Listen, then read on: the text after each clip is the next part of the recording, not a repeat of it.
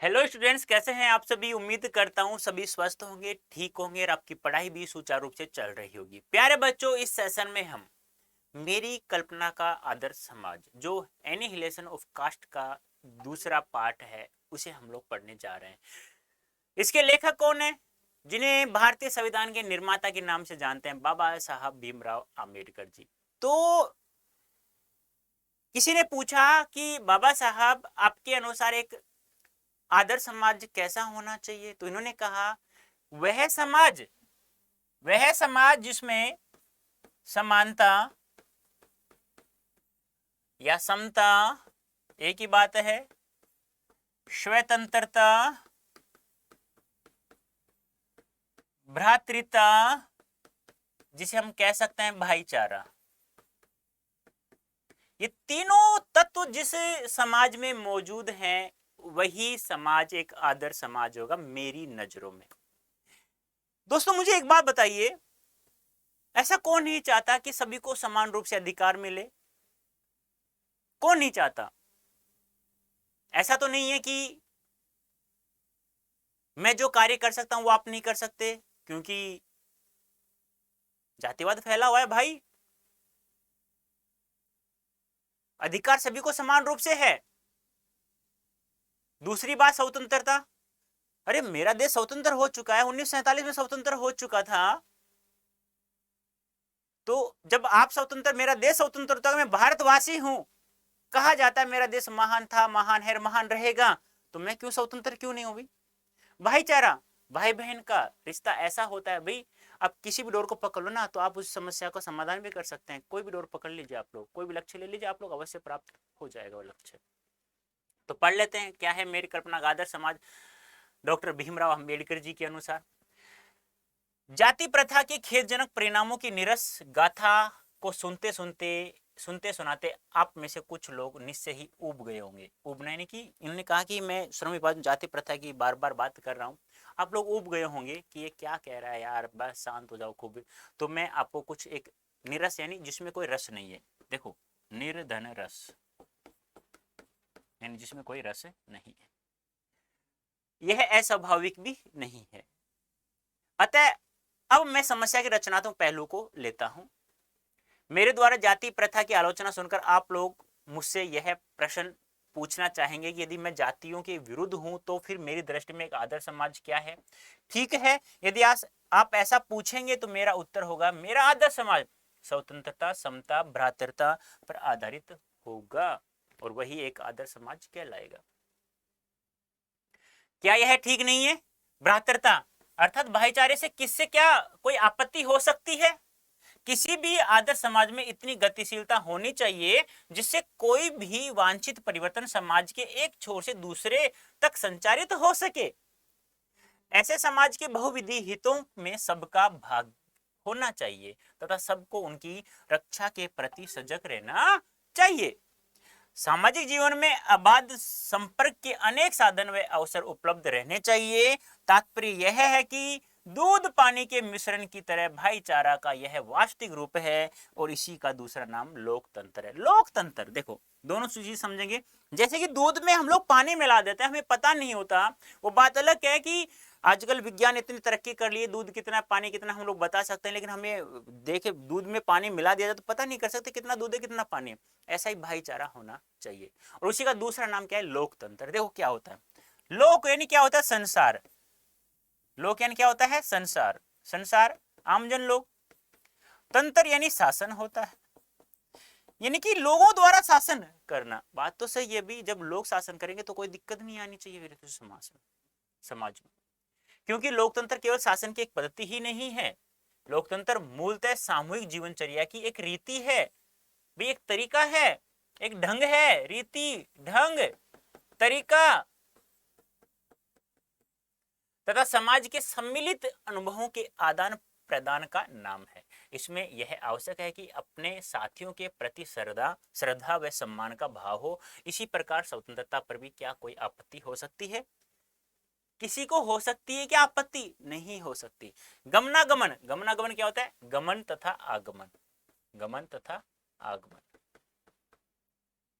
की स्वाधीनता जीवन तथा शारीरिक सुरक्षा की स्वाधीनता के अर्थों में शायद ही कोई स्वतंत्रता का विरोध करे। स्वतंत्रता का कोई विरोध नहीं करे, सभी को समान रूप से स्वतंत्रता प्राप्त है। इसी प्रकार संपत्ति के अधिकार, जीविकोपार्जन के लिए आवश्यक औजार व सामग्री रखने के अधिकार, जिसे शरीर को स्वस्थ रखा जा सके, के अर्थ में भी स्वतंत्रता पर कोई आपत्ति नहीं हो सकती। तो फिर मनुष्य की शक्ति के सक्षम एवं प्रभावशाली प्रयोग की भी स्वतंत्रता क्यों न प्रदान की जाए। आजीविका के साधन सभी को प्राप्त होने चाहिए। कोई हथियार भी अपनी सुरक्षा के लिए रखना है तो रख सकते हैं आप, ऐसी सभी को स्वतंत्रता प्राप्त है। आप कहीं पर भी जाकर कोई भी कार्य कर सकते हैं, सभी को समान रूप से अधिकार है, स्वतंत्रता प्राप्त है। तो किसी को क्या आपत्ति हो सकती है।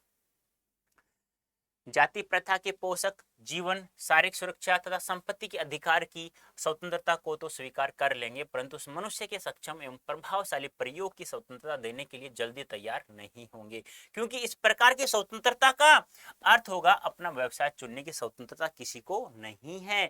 तो उसका अर्थ उसे दास्ता में जकड़ कर रखना होगा, क्योंकि दास्ता केवल कानूनी पराधीनता को ही नहीं कहा जा सकता। भाई ऐसा नहीं है कि एक गुलामी एक कानूनी नियम है, ऐसा नहीं हो सकता। आप कोई भी अपनी आजीविका कोई भी कार्य कर सकते हैं, व्यवसाय बदल सकते हैं, सब जाति प्रथा कुछ भी नहीं है, सबको हटा दीजिए। दास्ता में वह स्थिति भी सम्मिलित है जिसमें कुछ व्यक्तियों को दूसरे लोगों के द्वारा निर्धारित व्यवहार कर्तव्यों का पालन करने के लिए विवश होना पड़ता है। नहीं भाई, आप अपने स्वतंत्र हो भाई, अपने दिमाग के अनुसार सुनो, दिमाग के अनुसार कार्य करो, दिल में जो कहता है वो कार्य करो ना। किसी क्यों सुनते हो आप लोग, समझदार हो यार, आप लोग 12th क्लास में हो गए हो। यह स्थिति कानूनी पराधीनता न होने पर भी पाई जा सकती है। उदाहरण, जाति प्रथा की तरह ऐसे वर्ग होना संभव है जहां कुछ लोगों की अपनी इच्छा के विरुद्ध पेशे अपनाने पड़ते हैं। मेरी रुचि नहीं है, फिर मुझे वही कार्य करना पड़ा है, वही पेशा करना पड़ा है, वही व्यवसाय करना पड़ा है। फिर ये कौन सी स्वतंत्रता होगी भी, ये कौन सी फिर गुलामी है, ये तो एक तरह गुलामी जंजीरों में जकड़ा हुआ पहले से ही। तो ऐसा नहीं होना चाहिए। अब आइए समता पर विचार करें। क्या समता पर किसी की आपत्ति हो सकती है? नहीं हो सकती भाई, समान रूप से सभी को, समता यानी समानता, सभी को समान रूप से अधिकार मिलना चाहिए।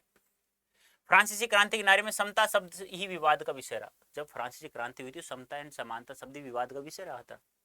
समता के आलोचक यह कह सकते हैं कि सभी मनुष्य बराबर नहीं होते, और उनका यह तर्क वजन भी रखता है। बात तो से सभी मनुष्य बराबर नहीं होते हैं, तर्क में वजन है, लेकिन तथ्य होते हुए भी यह विशेष महत्व नहीं रखता, क्योंकि शाब्दिक अर्थ में समता असंभव होते हुए भी यह नियामक सिद्धांत है। यह नियामक सिद्धांत है। मनुष्य की क्षमता 3 बातों पर निर्भर करती है: शारीरिक वंश परंपरा, सामाजिक उत्तराधिकार और मनुष्य के अपने प्रयत्न। शारीरिक वंश परंपरा, सामाजिक उत्तराधिकार और मनुष्य के अपने प्रयत्न, इन दोनों पर मनुष्य का नियंत्रण नहीं होता, लेकिन इस पर नियंत्रण होता है। इन तीनों दृष्टियों से निसंदेह मनुष्य समान नहीं होते। क्या इन विशेषताओं के कारण समाज को भी उनके साथ असमान व्यवहार करना चाहिए? समता विरोध करने वालों के पास इसका क्या जवाब है? कोई जवाब नहीं है मेरे अनुसार। व्यक्ति विशेष के दृष्टिकोण से असमान परिवर्तन के कारण असमान व्यवहार को अनुचित नहीं कहा जा सकता है, ध्यान रखना। साथ ही प्रत्येक व्यक्ति को अपनी क्षमता का विकास करने का पूरा प्रोत्साहन देना सर्वथा उचित है। परंतु यदि मनुष्य प्रथम 2 बातों में असमान है, तो क्या इस आधार पर कि उनके साथ भिन्न व्यवहार उचित है, अलग व्यवहार उचित है? नहीं होना चाहिए। उत्तम व्यवहार के हक की प्रतियोगिता में वे लोग निश्चय ही बाजी मार ले जाएंगे जिन्हें उत्तम कुल, शिक्षा, पारिवारिक ख्याति, पैतृक संपदा तथा व्यावसायिक प्रतिष्ठा का लाभ प्राप्त है। इस प्रकार पूर्ण सुविधा संपन्नों को ही उत्तम व्यवहार का हकदार माना जाना वास्तव में निष्पक्ष निर्णय नहीं कहा जा सकता। बता रहा हूं बार बार, किसी की पहले से ही यानी कि किसी माता पिता उच्च पद पर है तो जरूरी नहीं उसी को सभी अधिकार मिले, ये तो फिर पूर्ण निष्पक्ष नहीं हुआ, क्योंकि यह सुविधा संपन्नों के पक्ष में निर्णय देना होगा। संपन्न है फिर उसके पक्ष में आप निर्णय दे रहे हो। अतः न्याय का तगाजा यह है कि यहाँ जहां हम तीसरे प्रयासों की असमानता, जो मनुष्य के अपने वश की बात है, आधार पर मनुष्य के साथ समान व्यवहार को उचित ठहराते हैं, वहां प्रथम 2 आधारों, जो मनुष्य के अपने वश की बातें नहीं हैं, पर उनके साथ असमान व्यवहार नितांत अनुचित है। और हमें ऐसे व्यक्तियों के साथ यथासंभव समान व्यवहार करना चाहिए। दूसरे शब्दों में, समाज की यदि अपने सदस्यों से अधिकतम उपयोगिता प्राप्त करनी है तो यह संभव है जब समाज के सदस्यों को आरंभ से ही समान अवसर, समान व्यवहार उपलब्ध कराए जाए। यानी जब बच्चा जन्म लेता है उनको बच्चे में कोई भेद नहीं करना चाहिए और जो अधिकार उनको वही अधिकार उन्हें दिया जाना चाहिए और स्वतंत्रता भी दी जानी चाहिए। समता का औचित्य यहीं पर समाप्त नहीं होता है, अभी इसका और भी आधार उपलब्ध है। और क्या है, एक राजनीतिज्ञ पुरुष का बहुत बड़ी जनसंख्या से पाला पड़ता है। बात तो सही है, एक राजनीतिक पुरुष है, क्या वो सभी व्यक्तियों के व्यवहार को जानता है? नहीं, लेकिन फिर भी वह सभी को समान रूप से अधिकार प्राप्त करवाता है। अपनी जनता से व्यवहार करते समय राजनीतिज्ञ के पास न तो इतना समय होता है, न प्रत्येक व्यक्ति के विषय में इतनी जानकारी ही होती है जिससे वह सबकी अलग अलग आवश्यकताओं तथा क्षमताओं के आधार पर वांछित अलग अलग व्यवहार कर सके। वैसे भी आवश्यकताओं और क्षमताओं के आधार पर भिन्न यानी कि अलग व्यवहार कितना भी आवश्यक तथा औचित्यपूर्ण क्यों न हो, मानवता के दृष्टिकोण से समाज दो वर्गों या श्रेणियों में नहीं बांटा जा सकता है। कहने का तात्पर्य क्या है प्यारे बच्चों, कि एक राजनीतिक पुरुष को किसी व्यक्ति की जानकारी नहीं होती, दो चार की जानकारी ले ले, इतना समय नहीं एक एक बारे में जाने, एक व्यक्ति के बारे में जाने, लेकिन फिर भी वह समान रूप से सभी को खुश रखने की कोशिश करता है और रखता भी है। ऐसी स्थिति में राजनीतिज्ञ को अपने व्यवहार में एक व्यवहार्य सिद्धांत की आवश्यकता रहती है और यह व्यवहार्य सिद्धांत यही होता है कि सब मनुष्य के साथ समान व्यवहार किया जाए, किसी को भी ऊंच नीच की दृष्टि से नहीं देखा जाए, सभी को समान रूप से अधिकार प्राप्त हो। राजनीतिज्ञ यह व्यवहार इसलिए नहीं करता कि सब लोग समान होते हैं, बल्कि इसलिए कि वर्गीकरण एवं श्रेणीकरण संभवता है। इस प्रकार समता यद्यपि काल्पनिक जगत की वस्तु है, फिर भी राजनीतिज्ञ को सभी परिस्थितियों को दृष्टि में रखते हुए उसके लिए यही मार्ग भी रहता है, क्योंकि यही व्यवहारिक भी है और यही उसके व्यवहार एकमात्र कसौटी भी है। तो प्यारे बच्चों, ये था हमारा मेरी कल्पना का आदर्श समाज डॉक्टर भीमराव अंबेडकर जी के अनुसार। शायद इन्होंने जो भी लिखा है पूर्ण रूप से मैं सहमत हूँ, आप भी सहमत होंगे।